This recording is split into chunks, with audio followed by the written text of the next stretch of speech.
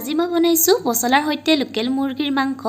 বহুতে হয়তো এনেধৰণে ৰান্ধি খাইছে আৰু কিছু লোকে হয়তো এনেধৰণে নাখাবও পাৰে। গতিকে চাওঁচোন আহক আজি মই কেনেধৰণে পচলা আৰু লোকেল মুৰ্গী বনালোঁ। পচলাৰ সৈতে লোকেল মুৰ্গীৰ মাংস বনাবলৈ এয়া মাংসখিনি প্ৰথমতে মেৰিনেট কৰিম। তাৰ কাৰণে দিছোঁ নিমখ, হালধি, ৰঙা জলকীয়া গুড়া, ধনিয়া গুড়া, জিৰা গুড়া আৰু লগতে দিম আদা আৰু নহৰুৰ পেষ্ট আধা চামুচ। এতিয়া এইখিনি মই ভালকৈ সানি মিক্স কৰি ল'ম যাতে গোটেই মাংসখিনিতে ভালকৈ মছলাখিনি লাগি যায়। এতিয়া ভালকৈ সানি মিক্স কৰি লোৱাৰ পাছত এতিয়া এইখিনি আধা ঘণ্টা সময় মেৰিনেট হ'বৰ বাবে ৰাখি থ'ম। এয়া তেলখিনি ভালকৈ গৰম হৈ যোৱাত এতিয়া ইয়াতে দিছোঁ গোটা জিৰা কেইটামান, শুকান জলকীয়া দুটা আৰু লগতে দিছোঁ ডালচেনি, লং, ইলাচি। এতিয়া এইখিনি এবাৰ এনেকৈ লৰাই দিম।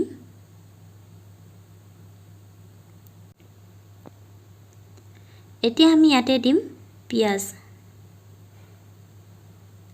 দিয়াৰ পাছত এবাৰ এনেকৈ লৰাই দিম ভালকৈ।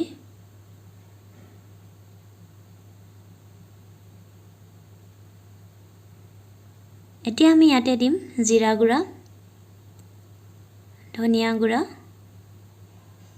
হালধিৰ গুড়া আৰু ৰঙা জলকীয়া গুড়া আৰু ইয়াত দিছোঁ আদা আৰু নহৰু পেষ্ট। নিমখ মই অকণমান পাছত দিম সোৱাদ অনুযায়ী, আপোনালোকে এইখিনি সময়তো নিমখ দি দিব পাৰে। এতিয়া মই এইখিনি পিঁয়াজখিনি অকণমান সময় ভাজি ল'ম।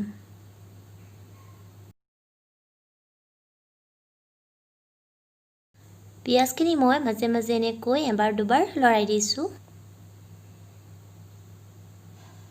এয়া পিঁয়াজখিনি সিজাত মই ইয়াতে মেৰিনেট কৰি ৰখা মাংসখিনি দি দিছোঁ আৰু এতিয়া এইখিনি ভালকৈ লৰাই মিহলাই ল'ম।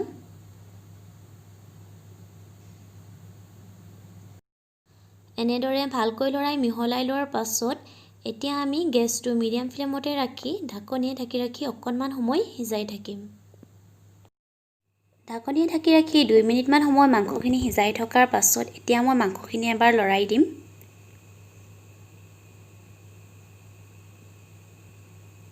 এনেদৰে ভালকৈ লৰাই দিয়াৰ পাছত আৰু অলপ সময় সিজিবৰ বাবে ঢাকি ৰাখিম। অলপমান সময় মাংসখিনি ঢাকনিয়ে ঢাকি ৰাখি সিজাই থকাৰ পাছত এতিয়া ইয়াতে দিছোঁ আলু কেইটুকুৰামান আৰু এয়া দিছোঁ পচলাখিনি মই সৰু সৰুকৈ কাটি লৈছোঁ। এতিয়া এইখিনি ভালদৰে লৰাই মিহলাই ল'ম।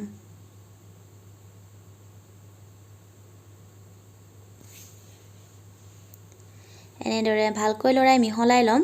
আপোনালোকক মই নিমখ দিয়াটো দেখুৱাবলৈ নহ'ল, আপোনালোকে নিজে জোখমতে নিমখ দি ল'ব।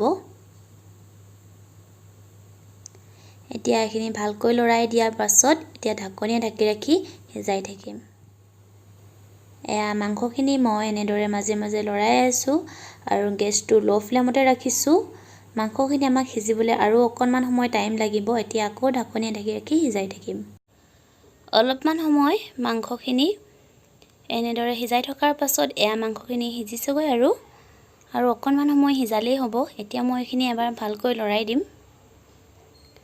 কল পচলা আৰু মুৰ্গী মাংসৰ আঞ্জাখন এনেদৰে বনালে খাই খুবেই বেছি ভাল লাগে। আপোনালোকে খাই কেনে পায় মোক জনাবচোন। এতিয়া এইখিনি আৰু অলপ সিজিবৰ বাবে ঢাকনিয়ে ঢাকি ৰাখিম।